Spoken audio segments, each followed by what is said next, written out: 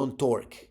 Don't do that. So what I'm doing at this point, I'm oversizing a little bit more the coronal aspect of that osteotomy by the use of specific drills called cortical bone drills. And cortical bone drill is the drill that actually only oversizes a little bit the most coronal aspect of the bone. And this is a bone profiler guide. This bone profiler will oversize as well in cases where I might have interproximal bone that might be interfering down the road with my abutment. That previous one was the cortical bone drill. This is the cortical bone drill. You're going to see right away.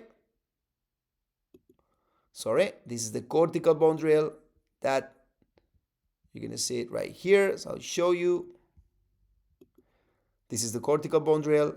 So now I'm oversizing a little bit that most coronal aspect. I don't want to create too much pressure on the coronal aspect of my implant.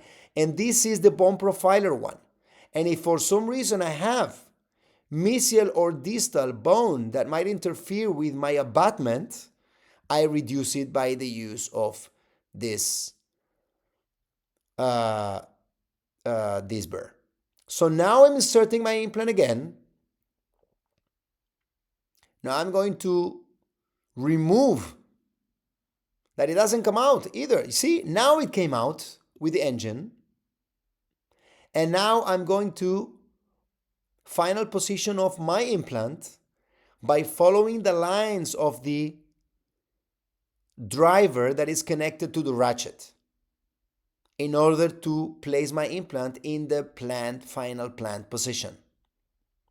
Now I'm going to remove by counterclock just a little bit that drive, and that is the final position of the implant. Now I check every time that I do immediately